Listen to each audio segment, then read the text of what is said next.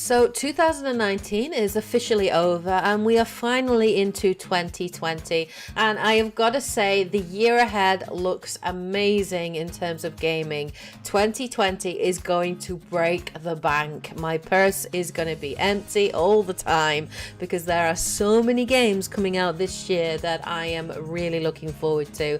So without further ado, here are the 14 most anticipated games of 2020 on my list. So as I go through this, I'm going to do this in chronological order. I'm going to try and keep this as quick and to the point as possible, and what I will be doing is I will be highlighting which games are must plays on my list. In other words, I will definitely be playing them, which games I may be playing if time is available and also I have the money, and then I will also be highlighting which games I'm considering to do reviews on this year as well. So without further ado, let's get started. So number one, first on my list coming out this year is Dragon Ball Z Kakarot. It's released tomorrow on the 17th of January and will be available on PC, PlayStation 4 and Xbox One.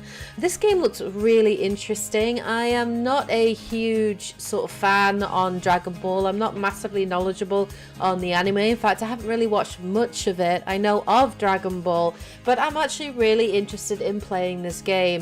So it is going to follow the story from the Dragon Ball Z anime. There will be some side quests and some additions as well, but what has me most interested about this game is two things really. One, it is an open world action RPG, including obviously a lot of fighting elements, and it looks really beautiful. You can fully explore and free roam around the world. You can fly around, and there is so much content in this game, from side missions to eating, fishing, training. There are dynamic battles that will happen in the world as you fly through as well. But what has me most interested is the fact that it is developed by Cyberpunk 2, and that is the studio that developed the Naruto Shippuden Ultimate Ninja Storm games, and I consider them to be some of the best anime video games out there. Really incredible combat, amazing over-the-top fighting sequences, and they really did do justice to the anime. So I'm really looking forward to Dragon Ball Z Kakarot, which looks like a fun ride. The second game coming out is Ori and the Will of the Wisps. This is coming out on the 11th of March and will be an exclusive title on the Xbox One. Of course, it's developed by Moon Studios. This game was first announced back at E3 2017, and it is a sequel to the hit Ori and the Blind Forest, which came out in 2015, which in my opinion is one of the best examples of just a really good platforming game with Metroidvania level designs. It was a beautiful looking game, and I'm really looking forward to playing Ori and the Will of the Wisps, which will bring us back to Ori and also will allow us to explore more of the Forest of Nibble, as well as uncovering truths behind Ori's destiny and the Lost Ones. It looks like the incredible platforming is back with some new awesome combat mechanics, and it just looks beautiful. It looks like it's going to be an emotional story and a visually stunning game, and that's why it is on my list. The third game coming out is Animal Crossing New Horizons. This is set for release on the 20th of March and will be available exclusively on the Nintendo Switch. Now, I have not played any of the Animal Crossing games, but I do know they have a very loyal fan base, and I do know that this is a game that a lot of people have been waiting for a very long time. It is basically a life simulation game. It's actually the fifth in the main series, and players will assume the role of a fully customizable character who moves to a deserted island after purchasing a vacation package from Tom Nook. So Animal Crossing is all about customizing your own community. It's about crafting, growing resources, scavenging resources. There's a lot of time dedicated to these games. The Animal Crossing games, you can spend hundreds and hundreds of hours playing this game. It is something I'm interested in, but I've put it in the may play category simply because it's coming out in March, and there are a lot of other games coming out that month that I'm more hyped to play. But if I get time, then it's definitely a game I will consider picking up. The fourth game coming out is Doom Eternal. This is going to be coming out on the 20th of March as well. Will be available on the PlayStation 4, Xbox One, Nintendo Switch, PC, and Google Stadia.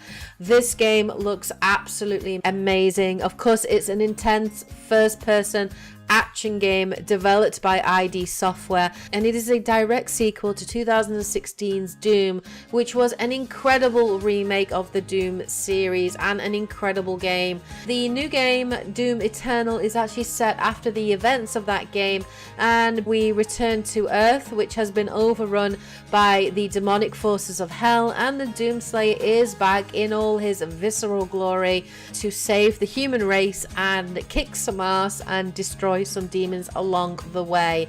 It seems like the combat has just been racked up to 200%. Some new incredible looking demons, destructible demons as well, some new weapons and mechanics, including something called the meat hook, which is kind of like a grappling gun which allows you to propel yourself towards enemies. It just looks absolutely incredible. The creative director Hugo Martin has promised that the game will provide twice as many demons, and it should make for some pretty awesome, intense gunplay and epic over-the-top moments, and I'm just really looking forward to it. And the Doom series also has an absolutely awesome soundtrack too, so it should be a really fun play. The fifth game coming out is Resident Evil 3 Remake. This is set for release on the 3rd of April and will be available on the PC, PlayStation 4 and Xbox One. This actually was announced quite recently during Sony's final State of Play back in December. And it is a remake of the 1999 game, which is set just before the events of Resident Evil 2. So players will finally get to control former STARS officer Jill Valentine as she tries to escape Raccoon City while being hunted by the Nemesis. Now, I know everybody is hyped to see how the Nemesis is in Resident Evil 3. That's what everybody remembers from that game, and it should be pretty awesome. I mean, Resident Evil 2 Remake was fantastic. I didn't get to play it, but the reviews of that game were outstanding, and I think Resident Evil 3 is setting up to be just as good and just as faithfully recreated for the modern age. I might actually pick up Resident Evil 3 Remake first, play that through, and then who knows, maybe I'll jump in and replay Resident Evil 2 Remake as well after it. But it's on my May playlist because it's coming out in April, and April is a pretty massive month for game releases, so it's not at the top of my list, but I may play it at some point during the year if I get any downtime. We will have to see. So the sixth game coming out is Final Fantasy VII Remake. This was originally supposed to be coming out on the 3rd of March, but it has been delayed and pushed to the 10th of April so that Square Enix can make some final adjustments on it and just really polish the game. I've got no problem with it being delayed by a month, but I do have issues with it coming out 6 days before Cyberpunk 2077. Two really huge RPGs are coming out in April, and I just do not know where I'm going to find the time between work and everything else that's going on. So obviously this is a timed exclusive on the PlayStation 4. It was first announced back at E3 in 2015, and ever since, fans of the Final Fantasy series have been itching to play this game. It will be released in an episodic format, with each part containing enough content to justify a fully sized game, and we do know that the first part is going to focus exclusively on the Midgar portion of the game, and then they have already started development of the second game as well. The Final Fantasy VII Remake just looks visually stunning. It's amazing to see Midgar in all its high definition glory. It's really cool to see the new designs of Cloud and Tifa, and then the gameplay looks really awesome as well. So the combat is a combination of the action-based combat scene in Final Fantasy 15, but you do also have the option to turn it into classic mode, which is more of a turn-based system, which fans of the original Final Fantasy VII will be more familiar with. But Final Fantasy VII Remake is definitely a must play for me, and whether or not I play it in April, it will depend, but I am definitely extremely looking forward to it. The 7th game, and probably my most anticipated game of 2020, of course, is Cyberpunk 2077.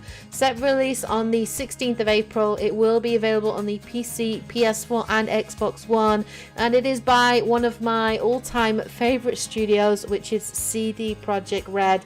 It is a massive RPG adapted from the Cyberpunk 2020 tabletop game, and it just looks absolutely amazing. I have such high expectations for Cyberpunk 2077. CD Projekt Red produced one of the best RPGs of all time in The Witcher 3, and it does look like they are set to outdo themselves with Cyberpunk 2077. So the game takes place, as we know, in a dystopian night city. It's a huge open world, and players will assume the role of a fully customizable character called V, and the game will be played from a first-person perspective, and it has heaps of customization, massive RPG elements, dialogue choices, game-changing and story-changing decisions as well, and I just cannot wait to immerse myself in the world of Cyberpunk 2077.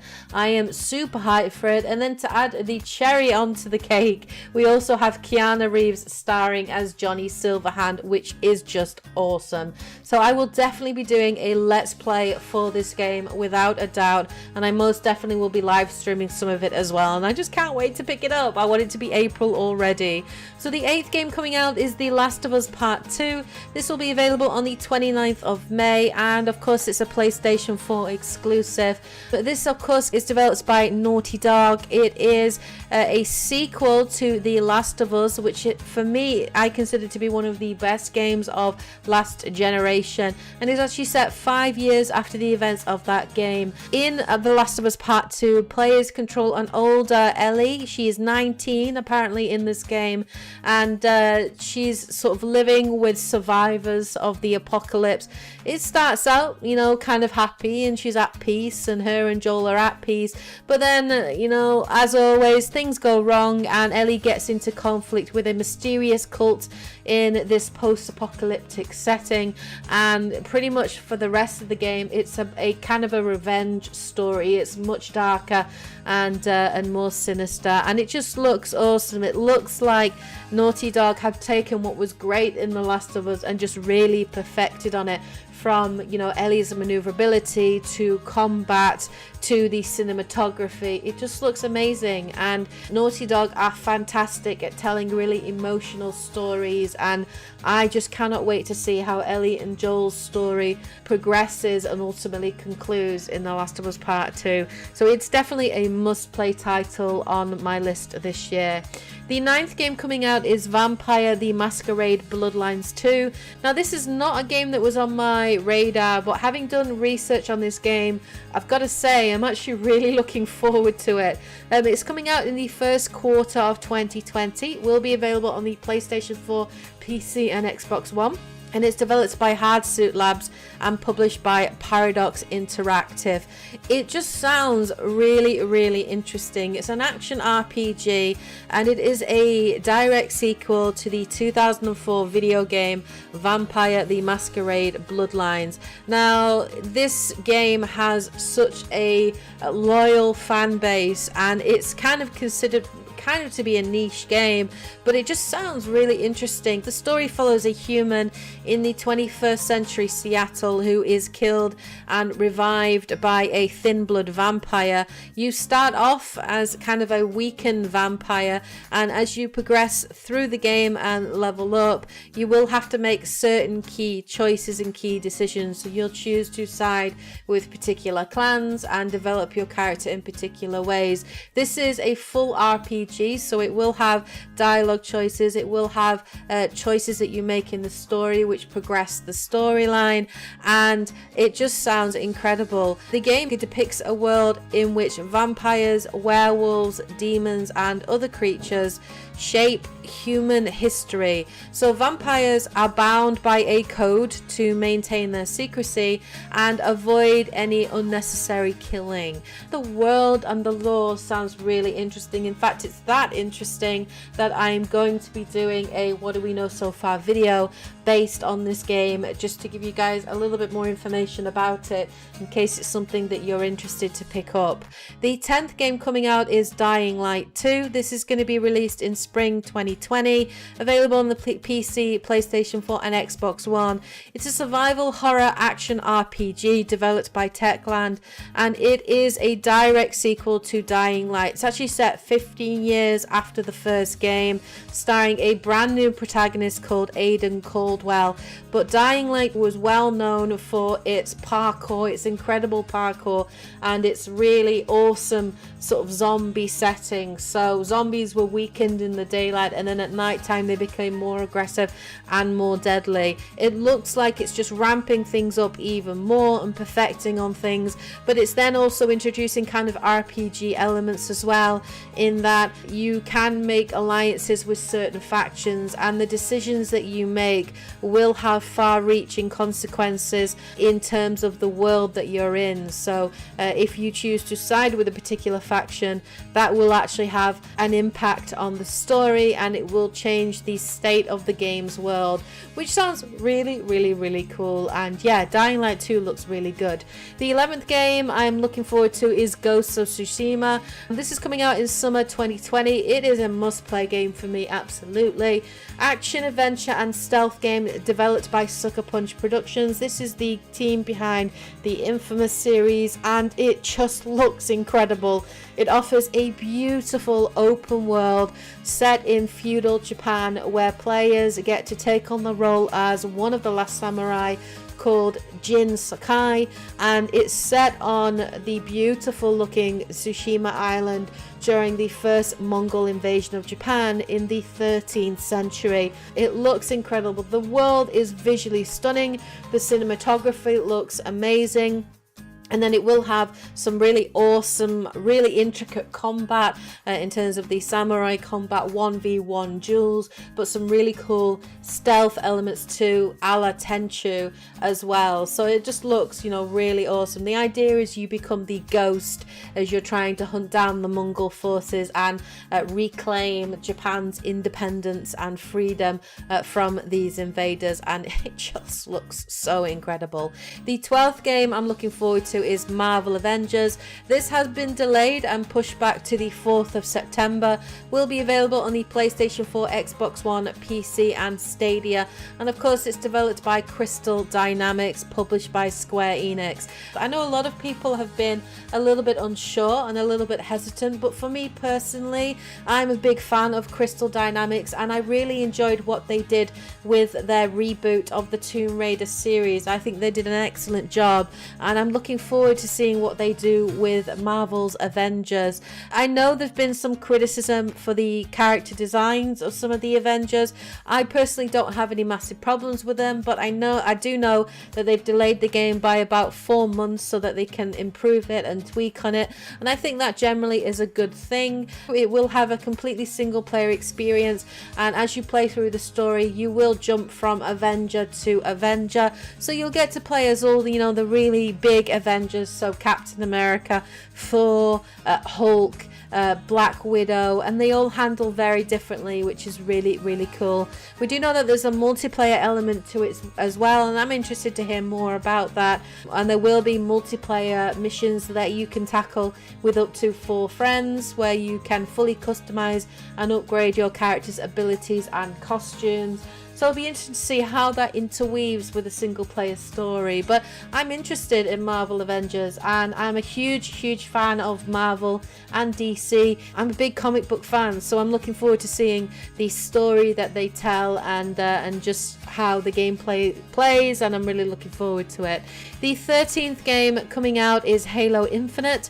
This is set for release in holiday 2020, and it will be available on the Xbox One, but we also know that it is going to be a release title on the Xbox Series X, of course co-developed by 343 Industries and Skybox Labs. It looks good. I mean, we got to see a cinematic trailer and it looked pretty visually beautiful. It looked really good. We haven't seen much gameplay, but we do know that it will continue the story of Master Chief following on from Halo 5 Guardians, and the storyline, we are told, is going to be a much more human storyline, with Master Chief playing a more central role, which will make many fans of the series very, very happy. The 2018 trailer did seem to indicate that the story will be set on a Halo ring, but that hasn't been confirmed. And not much is really known about the story, but there have been a couple of rumors going around that the team behind the game is trying to make a story that will adapt to the decisions that players make. So the game may have more RPG elements than previous versions of the Halo series.